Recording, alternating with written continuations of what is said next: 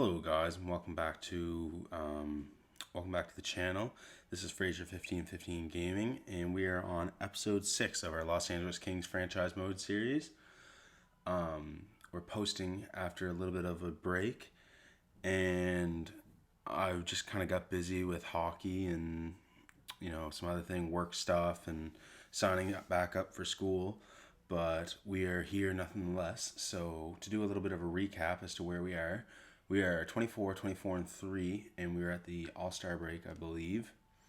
And our team is starting to come back down to a more, I guess we'd say, normal spot. We have probably about 25, 50. So we probably got about 30-ish games left, probably 29 to be exact. And we are, how many points out? Looks like 55 gets us in. We're at 51, so we're 4 points out of the playoffs, and we are going to have to be coming up to the trade deadline here soon and determine kind of where we want to be, if we want to be buyers, sellers, or if we want to hold pat. So a brief overview of the team. We have Mike Hoffman, Anze Kopitar, Wayne Simmons on the top line, Carter Turcotte, and Kempe on the second, Kubalik, Cody Eakin, and Brett Connolly on the third line. Then we have Dustin Brown, Taylor Gauthier, and Freddie Gauthier and Trevor Lewis on the fourth line. And I really got to get rid of Dustin Brown. He's declining quite a bit, and his contract right now is kind of being an albatross. On defense, however, we are picking up. We got Sergachev and Drew Doughty, who's been an absolute animal so far. They're logging big time minutes, like 27 minutes a game is insane. That's half the game that they're playing. Our second pair is Jake Muzzin and Mark Pissick, and then we have Snuggerud, who knows what that is, and Justin Hall, the Toronto Maple Leafs defender, on the third pairing, who doesn't seem to be doing that good. Our second pair is kind of getting eaten alive right now too. So maybe that means we have to get a little bit better on these third and fourth lines, because I think our top lines are getting the job done. It's just the bottom pairing guys that are not pulling their weight. Yeah, it's definitely that fourth line. They're awful defensively. So their defensive awareness isn't awful, but I guess we need to get better at that. So maybe that's something we look at if we determine that we're going to be buyers at the trade deadline. So in terms of assets, we do have quite a bit of draft picks and draft capital prospects to try and go out and actually get an impact player. We got 2 first rounders, 2 thirds, a fourth, fifth, and 2 sixths, and a handful of sevenths. So let's go and take a look at the trade block to see if there's anybody that we feel could help our team.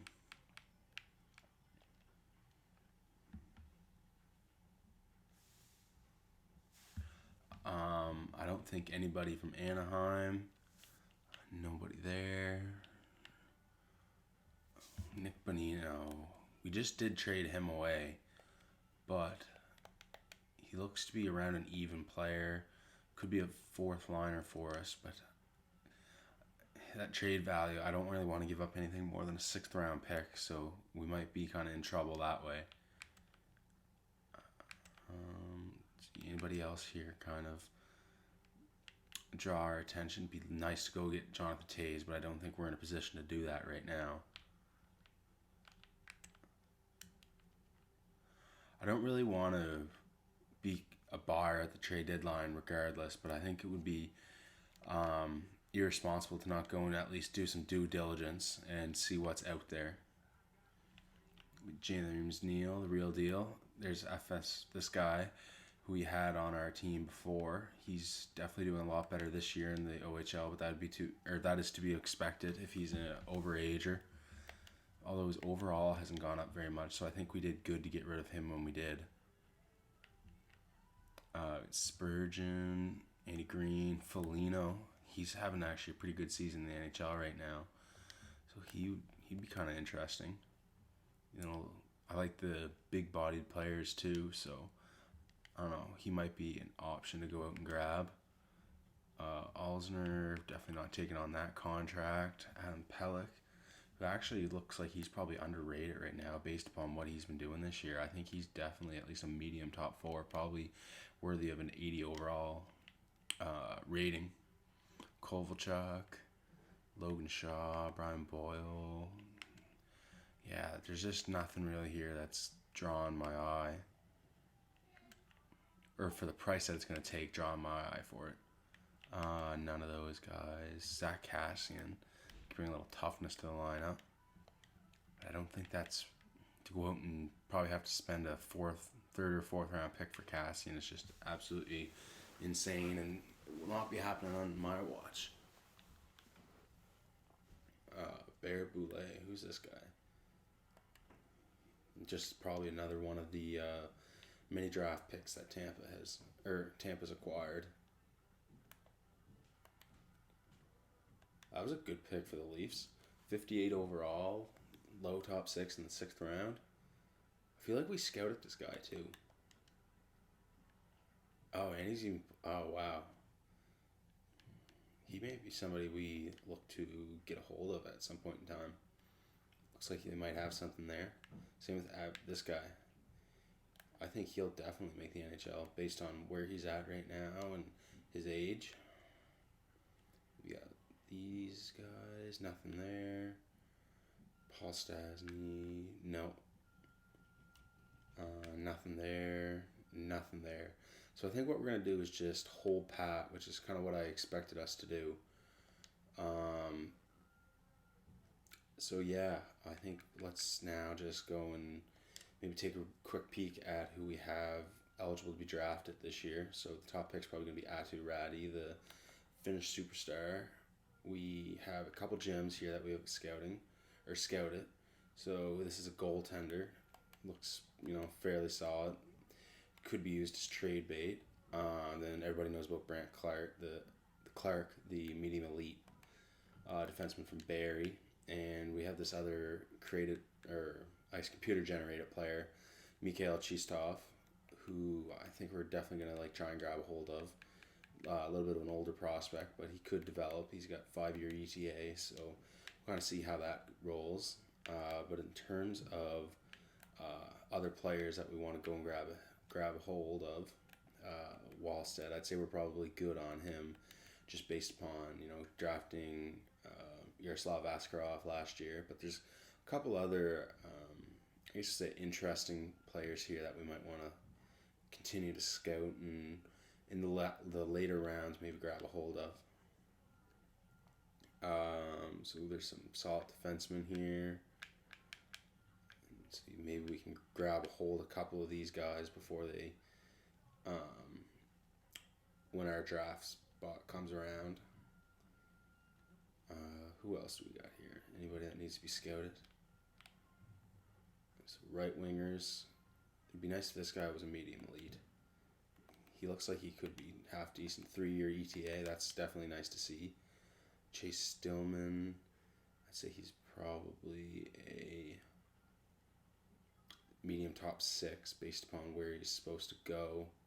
James Bell. Who else do we got down here? He looks pretty good. Could be ready in a couple years, I bet. 2 years, yeah. So that's not bad. Oh, wow, this guy. He could be ready next year, so we should definitely try and grab hold of at least one of these two guys. Both power, two-way forwards. We got Esa Pirkkanen. This guy, he looks unreal. Medium elite, too. Guaranteed, I'd say it is his personality that's bringing it down. Some coaches, or some concerns if he could handle professional environment, but he does care about winning. So I think, yeah, his character's definitely weak, but if we can work around that, he could really be a steal in the draft.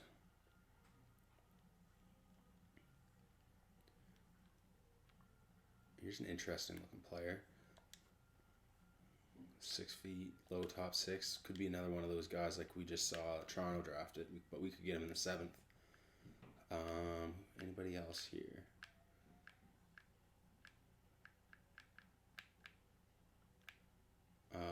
No, so I think that's probably it. So what I'm going to do is simulate probably to the end of the season, and then I will cut back and we'll go through some final player stats and see where the team ends up. So I guess we're going to use the power of video editing.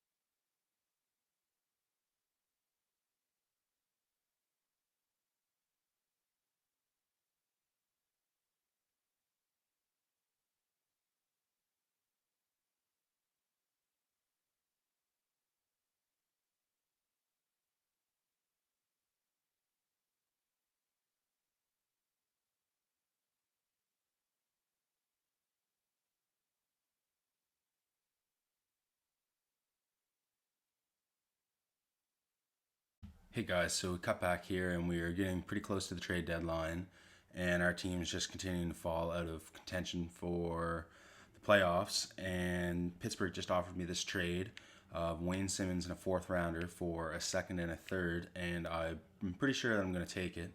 So Wayne Simmons has 15 goals, 14 assists for 29 points through 60 games while playing close to 20 minutes a game, which is far from what we would like to see given that amount of playing time. So I think we're gonna complete this trade, and then we'll just call somebody up from the minors, and this will just add to the already stacked draft picks that we have in the system. So where's Wayne Simmons gonna fit in on their team?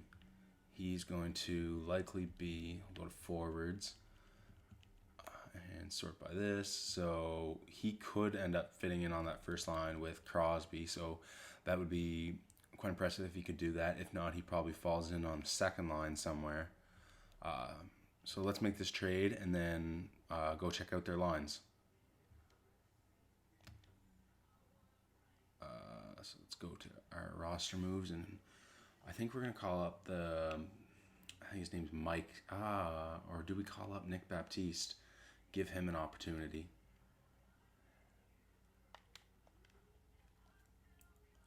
I think that's what we're going to do. Let's call up Nick Baptiste, play him on the fourth line, and see kind of what happens.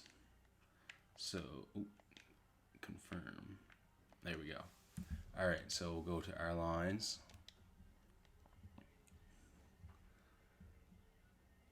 And what happens if I put... let's go best lines here. So Baptiste, so Kempe, Turcotte. So they want to split those three up. Jeff Carter's continuing to decline this year, so that's kind of unfortunate to see. Wonder what would happen if we put him up there. It doesn't really do anything. Does Baptiste work well up on that top line? He does, so maybe we roll with that. And then keep that second line together. And have...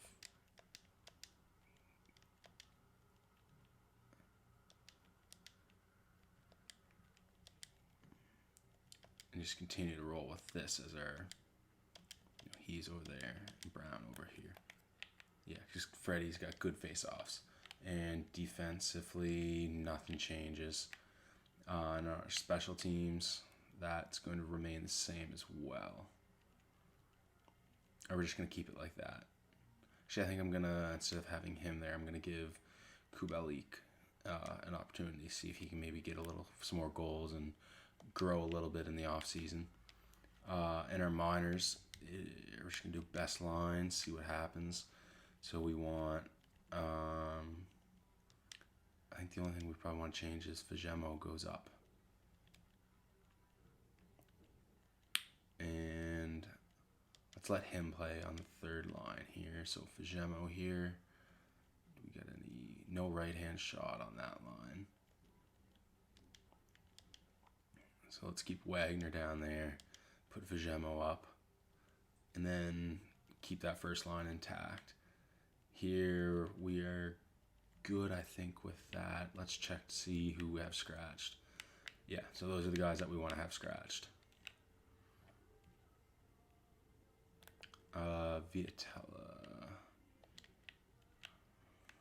What's Matty Welsh doing? He's still just absolutely slaying. So I think we're going to stick with him as our starter, or as a backup.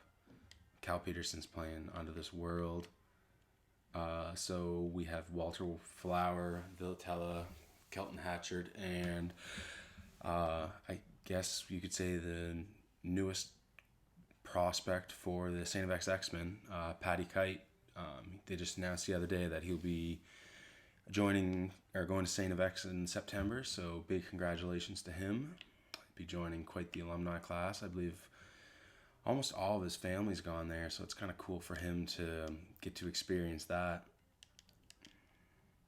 So if we try and get a little bit more chemistry on these lines, is there anything we can do? That makes the chemistry work a little better. So I guess let's just go with that for now. And yeah, so now we're going to check out the Pittsburgh Lines.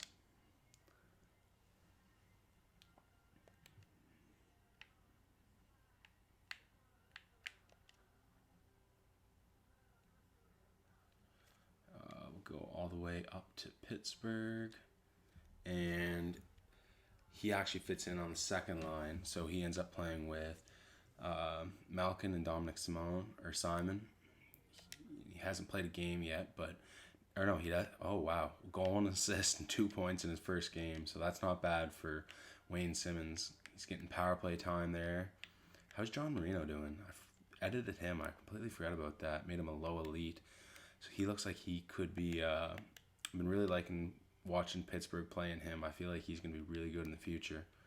They have the All-Star Brian Rust as an 81 overall, which is just a shame considering what he's doing right now. I probably should have edited him up to possibly be playing on one of these. Maybe they wouldn't have had to make that trade, but regardless, I guess we'll keep simulating, and I'll see you guys the next cut.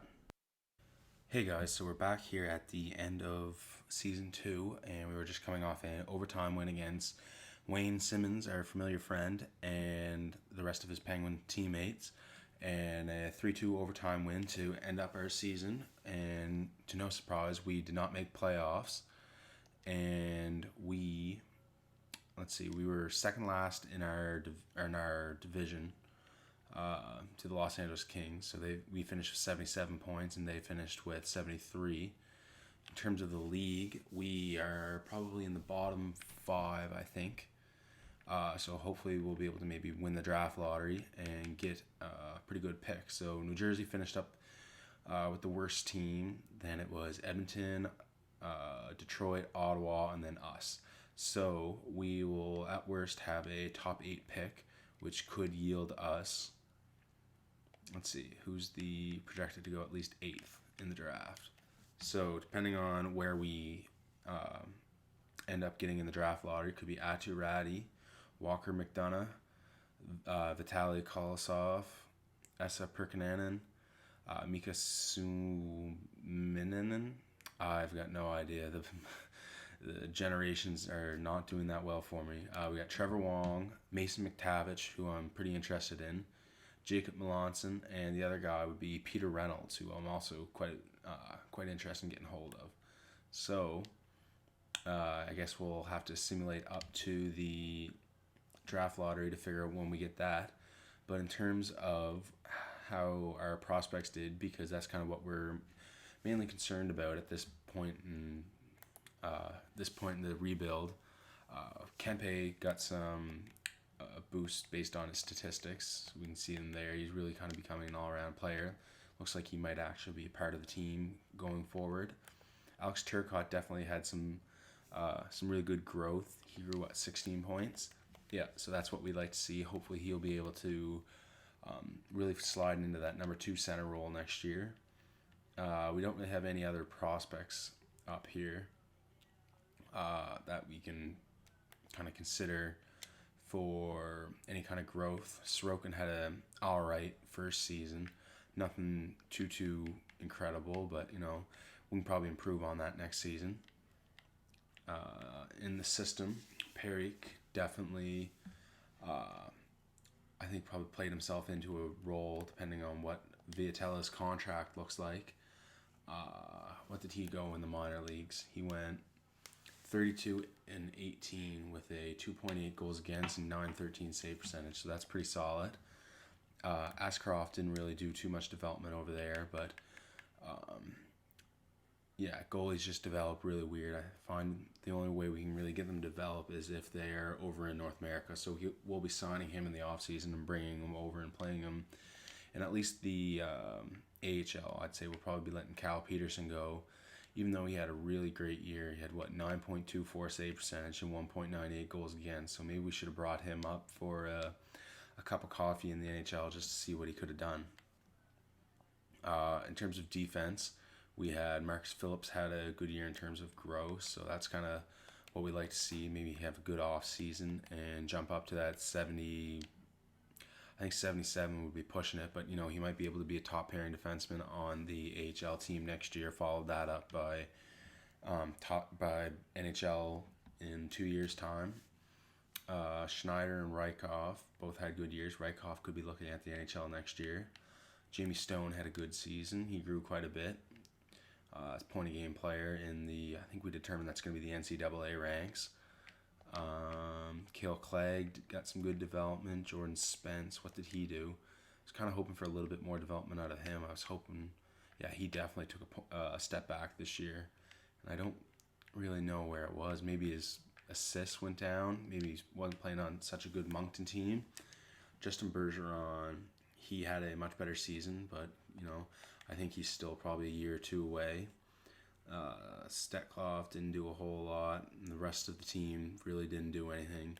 Bornfoot will definitely be in the NHL next year, though, so we'll have to clear out a spot for him. Arthur Kaliev, he, those are pretty good stats.